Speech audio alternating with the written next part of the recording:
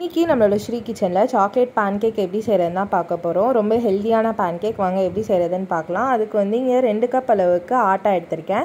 அது கூட 1 கப் அளவுக்கு சர்க்கரை சேர்த்துக்கலாம். 1/4 ஸ்பூன் அளவுக்கு பட்டை தூள் சேர்த்துக்கிறேன். இது ஆப்ஷனல் தான், உங்களுக்கு வேணும்னா நீங்கள் இது சேர்த்துக்கலாம், இல்லைன்னா அவாய்ட் பண்ணிக்கலாம்.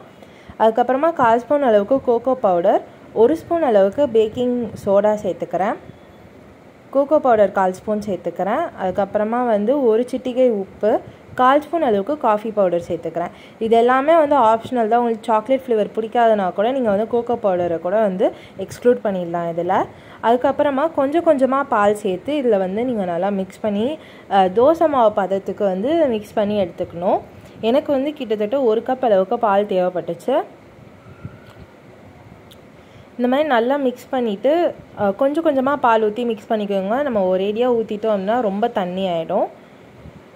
அதுக்கு அடுத்தது இப்போ பேட்டர் வந்து ரெடி ஆகிடுச்சு. இது ஒரு 10 நிமிஷத்துக்கு மூடி போட்டு ஓரமாக வச்சுருங்க. இப்போ ஒரு பேன் எடுத்துக்கோங்க. பேனில் வந்து 1/4 ஸ்பூன் அளவுக்கு நெய் ஊற்றிட்டு ஃபுல்லாக நெய்யை நல்லா ஸ்ப்ரெட் பண்ணிடுங்க. பேன் வந்து இந்த மாதிரி நல்லா சூடாக இருக்கணும். அப்போ தான் வந்து நமக்கு பேன்கேக் வந்து நல்லா வரும். 10 நிமிஷம் கழித்து ஒரு வாட்டி நல்லா கலந்துக்கோங்க, எந்த கட்டியும் இல்லாத மாதிரி கலந்துட்டு இந்த மாதிரி ஒரு கரண்டி அளவுக்கு, ஒரு சின்ன கரண்டி அளவுக்கு தான் நான் ஊற்றிருக்கேன். நீங்கள் பெரிய கரண்டி யூஸ் பண்ணிங்கன்னா இல்லை 1/2 கரண்டி ஊற்றிக்கோங்க.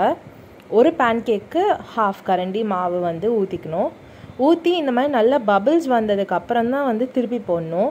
இப்போ பாருங்கள், இது வந்து இன்னும் பபிள்ஸ் ஒழுங்காக வரல. அந்த பேன்கேக் வந்து உங்களுக்கு நல்லா பபிள்ஸ் வந்ததுனால திருப்புறதுக்கு ஈஸியாக இருந்தது.